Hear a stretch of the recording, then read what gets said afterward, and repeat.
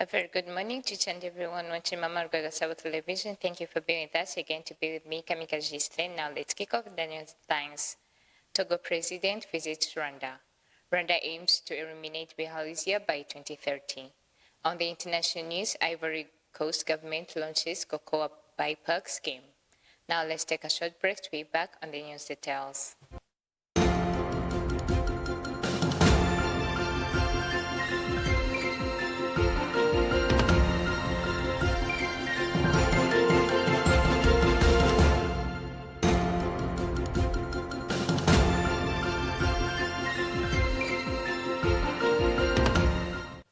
Welcome back. The data in Rwanda. President Fole Nyasimbe of Togo arrived in Rwanda for a working visit aimed at strengthening bilateral relations between the two countries. He was received at Kigali International Airport at Kanombe by Rwanda's Minister of Foreign Affairs and International Cooperation, Ambassador Olivier Nduhungirehe.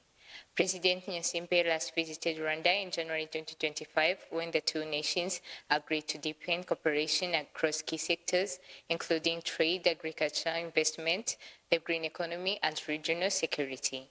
That visit features high-level talks with the Rwandan President Paul Kagame, during which both leaders reaffirmed their commitment to long-standing friendship and sustainable partnership. At that time, President Nyasimbe said the engagement has reinforced cooperation and laid the foundation for lasting benefits for both populations. President Paul Kagame also emphasized Rwanda's readiness to expand collaboration with Togo, highlighting shared goals of economic growth, social development, and regional peace. The current visit is expected to build on these commitments to advance joint development objectives. Moving ahead, Rwanda Biomedical Center has reaffirmed its commitment to eliminating roundworms and bilharzia nationwide by 2030 through prevention strategies and community awareness. The message was delivered during a sensitization campaign held in Marewa sector, Bugesera district, targeting communities that rely on wetlands for farming.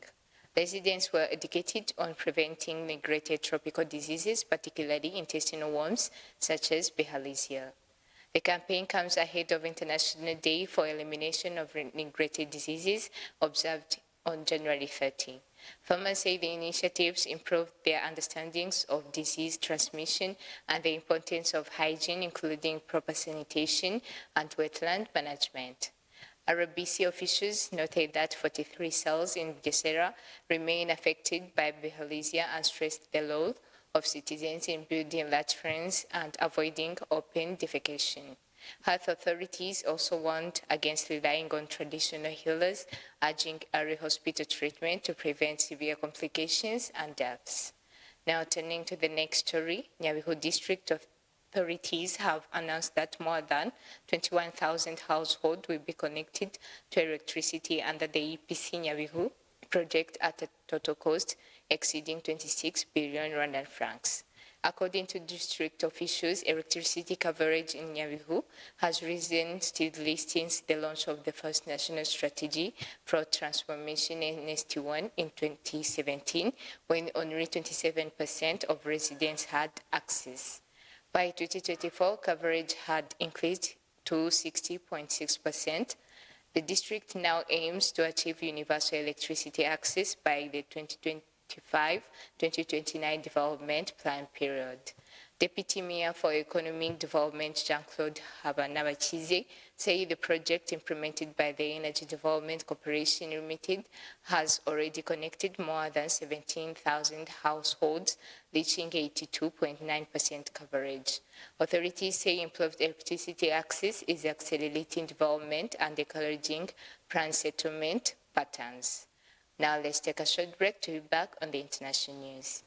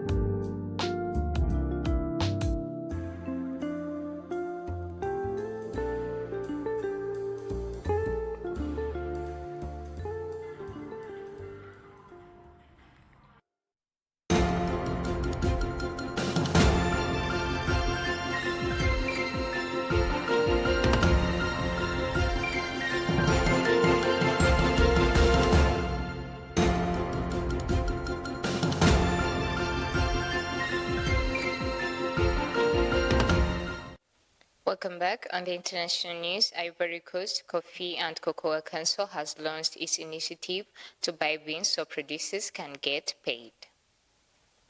The international news that in Africa, where Ivory Coast government have launched a cocoa buyback scheme to support farmers amid the slowdown in the sector caused by logistical and financial problems. Cocoa stocks have been piling up in cooperatives as ships arriving at the port of Abidjan have faced delays preventing timely exports. At the same time, liquidity shortages in the commercialization chain have disrupted payments to producers. Exporters have also been reluctant to buy beans following a drop in global cocoa prices, worsening the situation. To prevent potential social crisis in a country where millions depend on cocoa for their livelihoods, the Coffee and Cocoa Council have stepped in to purchase the unsold beans. CCC Director General Ibrahim Kone said the initiative guarantees that farmers will be paid for their official government set price. The scheme is expected to cost about 180 billion CFA francs and will cover up 100,000 tons of cocoa by the end of March. Proceeding on international news, US President Donald Trump said on Thursday that he hopes to avoid military action against Iran despite rising tensions and increased US military deployments in the Middle East. Speaking to reporters at the White House, Trump said the United States has sent powerful warships and other forces toward the land but stressed that he would prefer not to use them. He added that he plans to hold further talks with Tehran aimed at reaching a possible nuclear agreement, though he did not provide details on the timing or the shape of such discussions. Iran has warned that it would immediately strike US bases and aircraft carriers if attacked. Meanwhile, the Pentagon said the military is prepared to carry out any decision made by the president. International concern is growing, with UN Secretary General Antonio Guterres urging diplomacy. Concluding international news, Syrian Kurdish forces in the northeast have vowed to keep fighting until their last breath as government troops push to retake territory they have controlled since defeating Islamic State. Veteran Commander Azad said Kurds feel betrayed by the United States, their former ally against IS, as Washington now backs Syria's interim president Ahmed al-Sharaa. In recent weeks, government forces have seized resource-rich areas from the Kurdish-led Syrian Democratic Forces, raising fears of renewed war when fragile ceasefire expired on February 7. The Kurds say they do not want conflict but will resist any forced takeover. Their defeat could have wider consequences as the region holds thousands of suspected IS fighters and family members in Kurdish land prisons and camps.